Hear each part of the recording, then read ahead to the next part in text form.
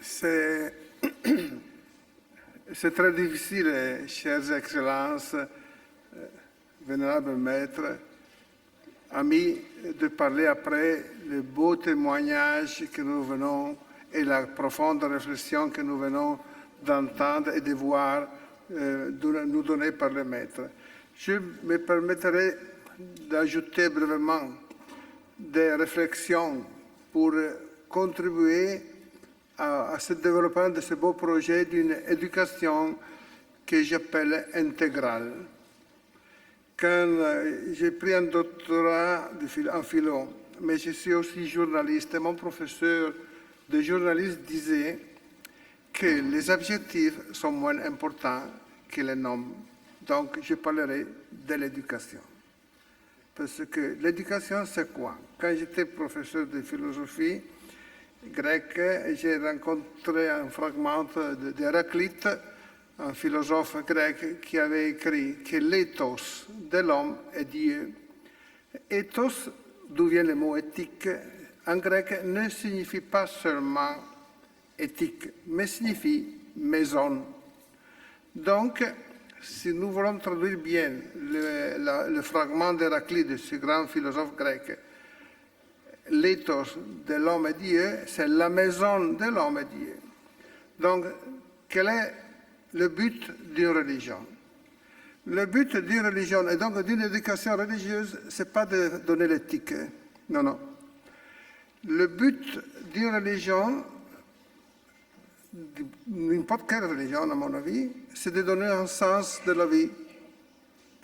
Après, pour le toucher, il faudra avoir une morale. Mais le sens de la vie en trois sens. Le sens comme direction, le sens comme signification et le sens comme goût de la vie. Nous voulons la paix, nous voulons l'amour, nous voulons une direction. La question, ce n'est pas seulement d'où nous venons, mais c'est aussi où allons-nous.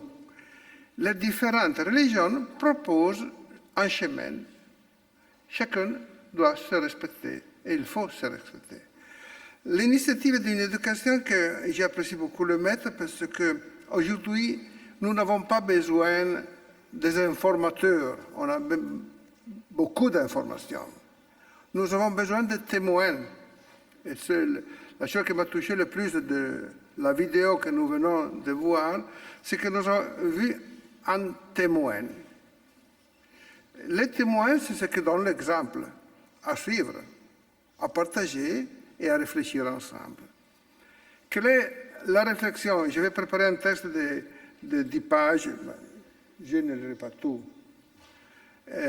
Mais je veux partager et suivre les réflexions du maître. Alors, l'éducation, c'est quoi? L'éducation n'est pas seulement la connaissance. Éduquer, c'est introduire la vie. C'est comme une nouvelle génération. Il y a une génération physique que nos maîtres nous ont donnée, mais le maître nous donne une génération spirituelle.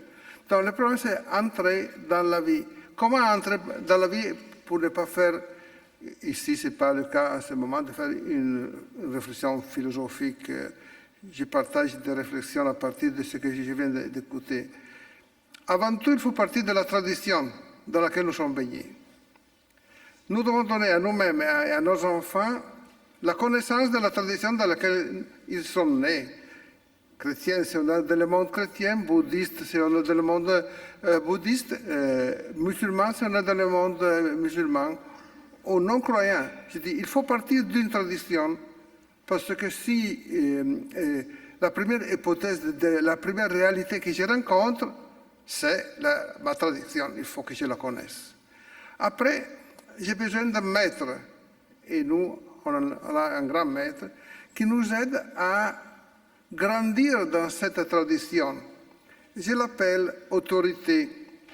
Pas dans le sens qu'on donne des ordres, mais le mot autorité vient du latin qui signifie augere, qui signifie faire grandir. Donc l'importance d'un maître, ce n'est pas de nous donner des informations. Aujourd'hui, avec l'ordinateur et par Internet, nous avons beaucoup d'informations, mais on n'a pas beaucoup de maîtres. Des personnes qui nous aident à grandir en métabolisant les informations que nous recevons. Donc, tradition, autorité dans le sens de faire grandir. Donc, je respecte le maître parce qu'il m'aide à grandir dans mon humanité. La troisième chose, surtout pour les jeunes, mais ça vaut pour tous les âges, donc tradition, autorité et vérification. Nous, on est contre le dogmatisme. Je peux proposer ce en quoi je crois, mais il faut que je donne les critères pour choisir. Une vraie éducation religieuse doit être une éducation libre de la voir, de ne pas la voir et de la changer. Dans ce que j'appelle éducation intégrale, une éducation qui touche l'âme et le corps, le sens dans le sens de direction, donc dans le sens de réflexion philosophique, mais le sens qu'on goûte de la vie, parce que nous sommes des êtres humains qui sont faits d'âme et de corps. Donc le problème de l'éducation, c'est un problème d'avoir des témoins qui nous enracinent ou nous fassent comprendre la tradition dans laquelle nous sommes. Ils sont une autorité dans le sens pas qui imposent des ordres, mais qui nous font grandir et qui nous aident à vérifier. Ça, c'est l'éducation que je rêve et que je propose toujours. Quand j'étais professeur, bon, je le suis encore, mais si nous voulons grandir dans l'harmonie et dans la paix, il faut partir de notre tradition qui se respecte parce qu'à mon avis, il n'y a pas un choc de civilisation, il y a un choc d'ignorance.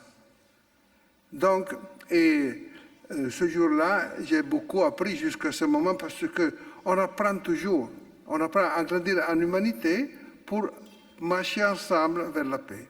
Merci.